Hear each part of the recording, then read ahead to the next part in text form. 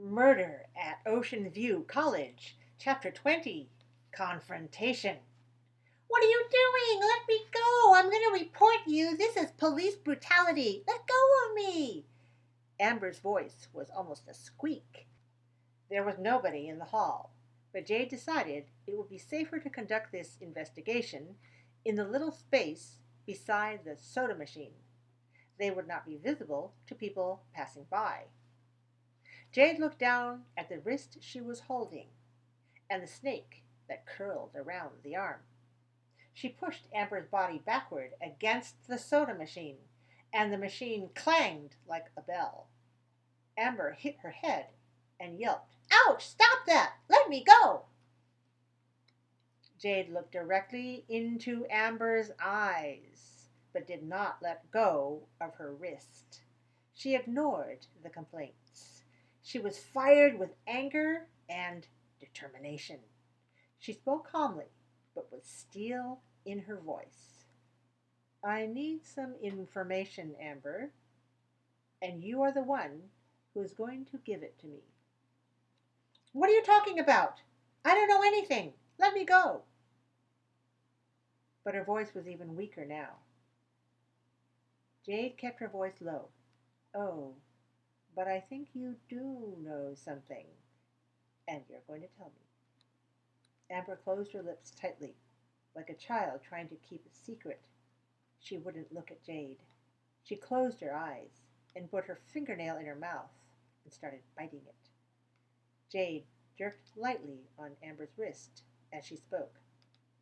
"Closing your eyes won't make me go away. And didn't your mother tell you not to bite your fingernails? Now, tell me about the little scam you have going on there in the duplicating office. Who's in charge?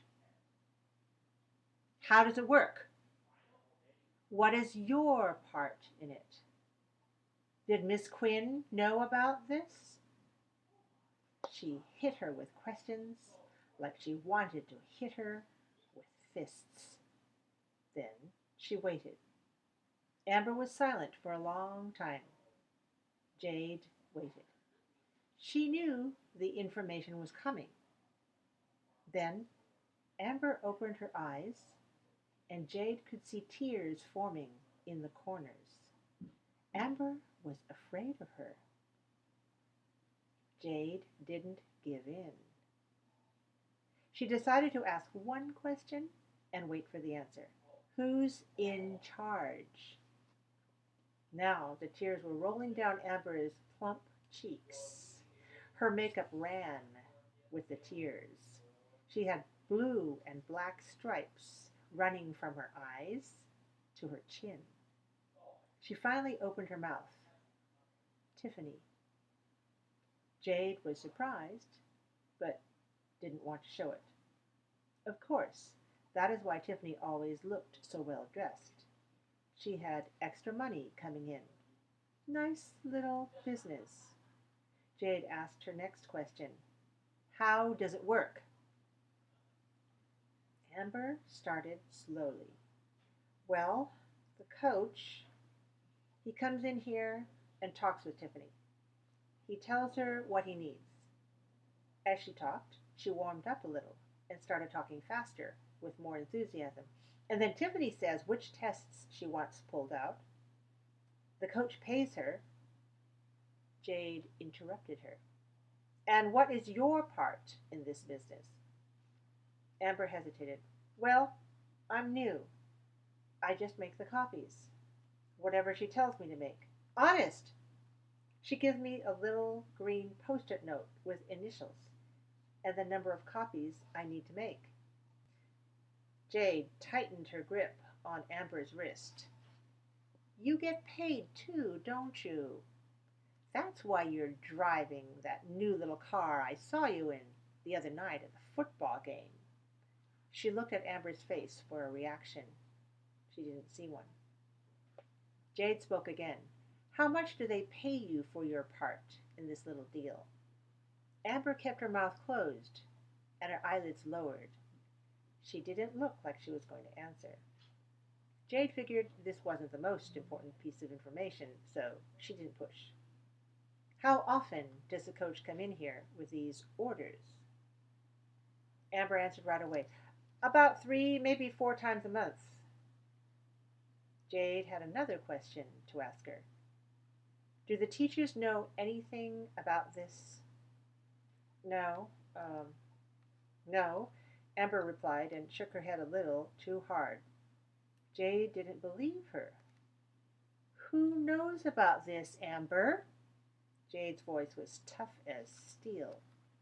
The tears formed again in Amber's eyes, and she wouldn't or couldn't speak. Jade waited. Amber leaned her head back against the soda machine, and it clanged again. She tried to wipe her wet face on the sleeve of her shirt. Jade let go of the wrist she was holding. She didn't think Amber was going to run anywhere. Jade asked again in a softer voice. Who knows about this? Which of the teachers? Amber's eyes were on the floor, and her voice was very soft again. Nobody. Then she raised her eyes from the floor and looked at Jade. Nobody. Now. Jade was puzzled. She started thinking. Miss Quinn? Did she know? Is that why she was killed? She asked Amber, whose face was completely wet now. I think she found out. She used the sleeve of her shirt again to wipe her face. There were black and blue stripes running down her right sleeve. She started to walk away. Jade grabbed Amber's shirt tail and pulled her back. There's one more thing, Amber. Amber looked at Jade with a questioning expression. Quickly and without warning, Jade grabbed Amber's wrist with the tattoo and twisted her arm behind her back. Amber squeaked again. Jade put her mouth to Amber's ear and almost whispered this time. She spoke slowly and deliberately, but quite calmly. If you ever get near Danny again, this snake is going to bite you in the backside. She released the wrist abruptly and walked out of the building, head held high. She passed the old Vietnamese janitor, who must have just come in. His head moved back and forth from Amber to Jade and back again. Jade smiled at him and kept on walking.